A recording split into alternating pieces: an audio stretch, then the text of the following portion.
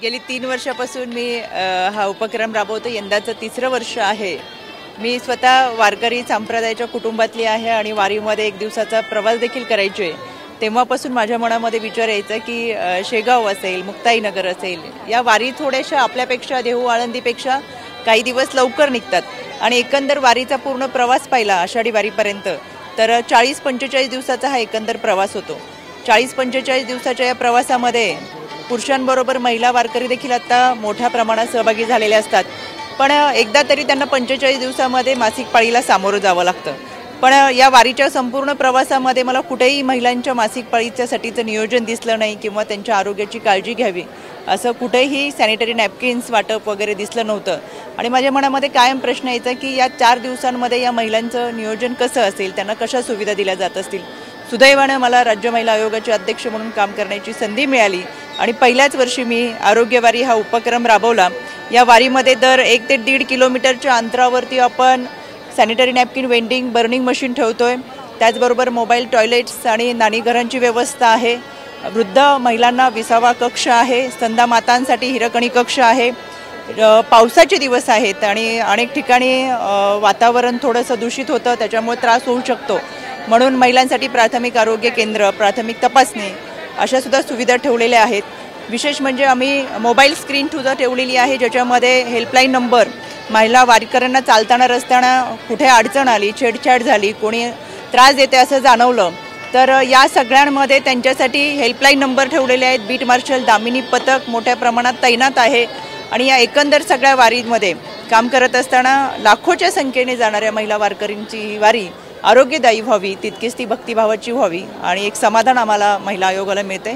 एक चांगल्या पद्धतीची वारी आहे आणि निमित्तानं आपण पार पाडू शकतो. विठ्ठलाकडे काय साकडं मागतो? बा विठ्ठलाकडे दरवर्षीप्रमाणे यंदा महाराष्ट्राचा बळीराजा सुखी व्हावा, सर्वसामान्य घटकांमध्ये असलेला आणि शेतकरी, कामगार, कष्टकरी कुटुंबाला एक सुख समाधान मिळावं, त्यांच्या अपेक्षा पूर्ण व्हाव्यात, ह्या विठुरायाकडे मागणे. राज्यातील प्रत्येक कार्यकर्ता, प्रत्येक नेत्यासाठी या विठुरायाकडे साकडं घालत असतो. आगामी विधानसभा निवडणूक डोळ्यासमोर ठेवता तुम्ही तुमच्या नेत्यासाठी काय साकडं घालणार? प्रत्येक वेळेस मंदिरात गेले की काहीतरी मागितलंच पाहिजे हा भाव नाही आहे.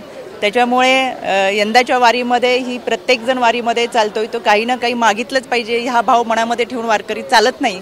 त्याचं एक आत्मिक समाधान असतं. त्याच्यामुळे विधानसभेच्या निवडणुकांना अजून वेळ आहे, त्यावेळेस मागायचं त्यावेळेस मागू.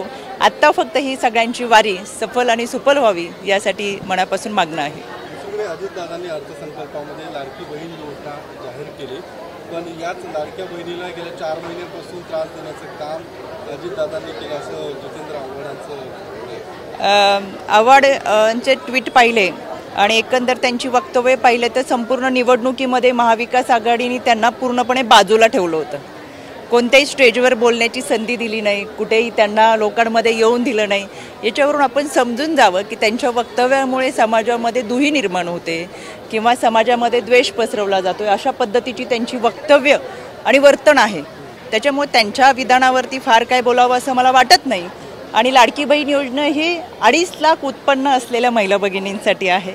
त्याच्यामुळे ह्या योजना कोणाला लागू होतात ह्या तुम्हाला माहिती आहेत. पिंपरी चिंचवडमधून आज 16 नगरसेवकांनी शरद पवारांची भेट घेतली आहे. चर्चा आता असं सुरू व्हायला लागल्यात की अजित पवारांना पिंपरी चिंचवडमध्ये मोठा धक्का बसेल, असं काही वाटतं की? राजकारण म्हणजे चढ उतार असतात, येणारे जाणारे असतात, पण यामध्ये आदरणीय दादा खंबीरपणे भूमिका घेतील. पिंपरी चिंचवडचा विकास आणि दादा हे समीकरण आहे. त्याच्यामुळे पिंपरी चिंचवडमधून प्रवास करताना प्रत्येक नागरिक म्हणतो की आम्हाला परदेशात आल्यासारखं वाटतं, इतक्या चांगल्या पद्धतीचा विकास केला आहे. ही जनता दादांना मानते. त्याच्यामुळं आत्ताच्या कालावधीमध्ये जर यांनी कोणी भेटी घेतली असतील तर त्याच्याबाबतची मला काही कल्पना नाही. पण अधिवेशन सुरू आहे, अर्थसंकल्प चांगल्या पद्धतीचा मांडला आहे. महाराष्ट्रातल्या तमाम महिला भगिनींच्या वतीने मी दादांना मनापासून धन्यवाद देते. पण या कालावधीमध्ये काही लोकांनी इकडे तिकडे गाठीभेटी घेतली असत तर दादा जरूर त्याची दखल घेतील आणि हा संघटनेचा किंवा पक्षाचा भाग आहे, त्या संदर्भात निश्चितपणाने ते विचार करतील. अजित पवार सत्तेत असताना सुद्धा त्यांच्यावरचे जे केसेस आहेत ते मागे घेतल्या जात नाहीत. कदाचित भाजपलाच त्यांना दूर करायचं आहे की काय, असा सवाल विजय वडेट्टीवार. नाही, मला असं वाटत नाही. अधिवेशन सुरू असेल की विरोधकांचा अगदी चहापानापासून बहिष्कारावरती आणि सातत्याने आरोप करण्यावरतीच रोष असतो. समाजासाठी आपण एकत्रित जाऊन भूमिका घ्यावी, काम करावं, ही मानसिकता विरोधकांची कधीच नसती. विरोधक आपण किती विरोध करू आणि आपलं परफॉर्मन्स देऊ, आपण किती मीडियासमोर येऊ, हे त्यांच्यासाठी चढाओढ असते. त्याच्यामुळे मला असं वाटतं की ते कोणी काय बोलतात त्याच्याकडे फार आपण लक्ष देऊ नये. विधानसभेच्या जागा वाटपाच्या चर्चा सुरू झालेल्या आहेत आणि काही दिवसांपूर्वी तुम्ही खडकवासला विधानसभा मतदारसंघावरती दावा केला होता. तो दावा आजही कायम असणार आहे का आणि खडकवासला विधानसभा मतदारसंघातून मी स्वतः निवडणूक लढवणार आहे? मी खडकवासला विधानसभा मतदारसंघामध्ये गेल्या वेळेस देखील उमेदवारी मागितली होती, पण त्यावेळेस मला प्रदेशाध्यक्षपद देण्यात आल्यामुळं मी स्वतःहून माघार घेतली. यावेळेस गेले 5 वर्षापासून मतदारसंघामध्ये काम करते. विशेष म्हणजे बारामती लोकसभा मतदारसंघामध्ये आम्ही लीड दिले. माझ्या प्रभागामध्ये 6,800 मतांचं लीड आहे. माझ्या बूथवरती लीड आहे. म्हणजे माझ्या जनतेने मला स्वीकारलेलं आहे. माझ्या भागामध्ये मी चांगल्या पद्धतीचं काम केलं आहे. त्याच्यामुळे येणाऱ्या कालावधीमध्ये निश्चितपणे खडकवासला असेल किंवा महायुती म्हणून जे काही विचारविनिमय होईल, चर्चा होईल, ती कोणत्या अनुषंगाने होते त्याचा आम्ही निश्चितच आढावा घेऊ. तुमचा दावा असणार आहे? कार्यकर्ता कायम नेत्यासाठीची भूमिका घेत असतो. त्याच्यामुळे महायुती म्हणून जी काही चर्चा होईल, कशा पद्धतीचं वाटप होईल, त्याच्यावरती अजून कोणती चर्चा झालेली नाही आहे.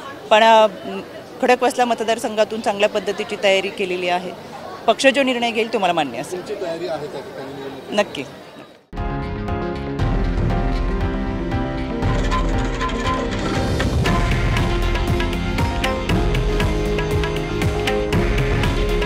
हे आहे देशातील नंबर 1 न्यूज नेटवर्क आणि आपण पाहत आहात TV9 मराठी.